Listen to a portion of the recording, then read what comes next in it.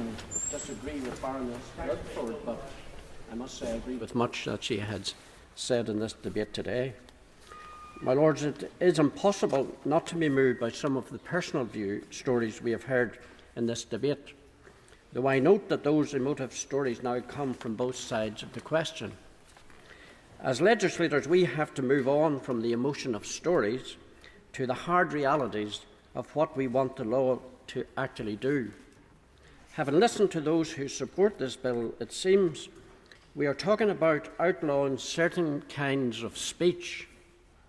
I think most of us know that physically abusive behaviour of every kind is already outlawed by existing legislation, and this bill says nothing whatsoever about physical abuse, so that's not what the bill is targeting.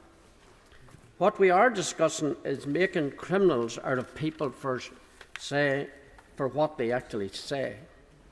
Clause 1 outlaws practices.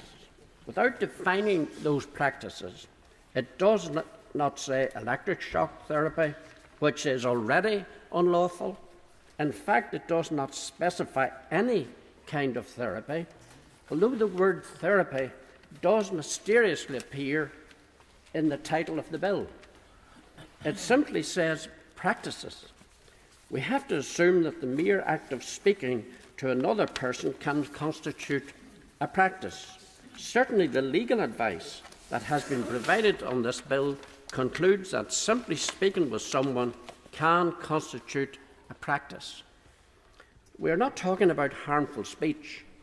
The word harm does not appear in this bill.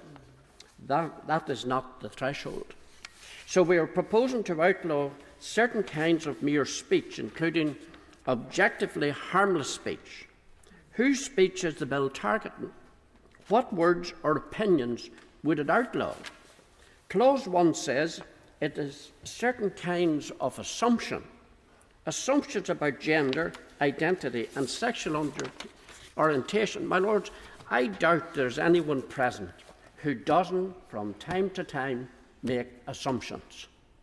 The dictionary says it means taking something for granted. I wonder if the word assumption is used in any other criminal law in this very, very broad way. I'm very doubtful.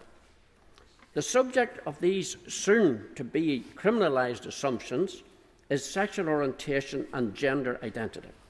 If you think it is preferable for a person to identify as their biological sex, then that is the kind of assumption the bill is targeting. If you hold to historic Orthodox Christian teaching on sexual ethics, that seems to be the kind of assumption this bill is actually targeting. Clause 1.2 says that if you also must have the intention of changing or suppressing someone's orientation or identity. Suppression is the important word here. It is deliberately wide. If a mum refuses to let her trans-identifying son go to school in a dress and make up, then surely she is suppressing his gender identity.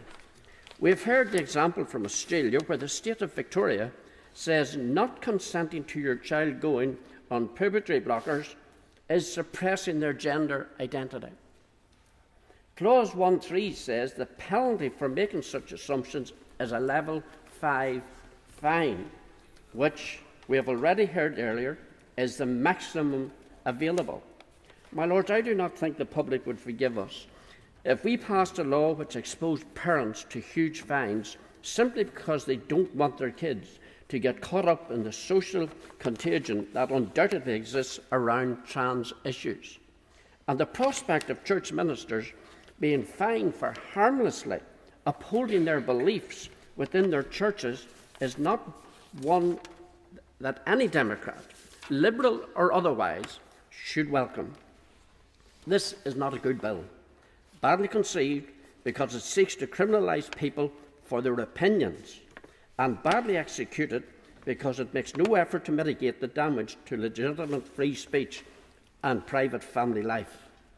But I don't think it is possible to legislate on this without causing these kinds of problems.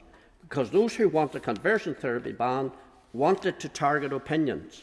It is not about abuse, it is not about coercion, it is not about causing harm. None of these words appear in the bill. It is about punishing what some people regard as wrong opinions, and that's not the kind of law any of us should be willing to go along with.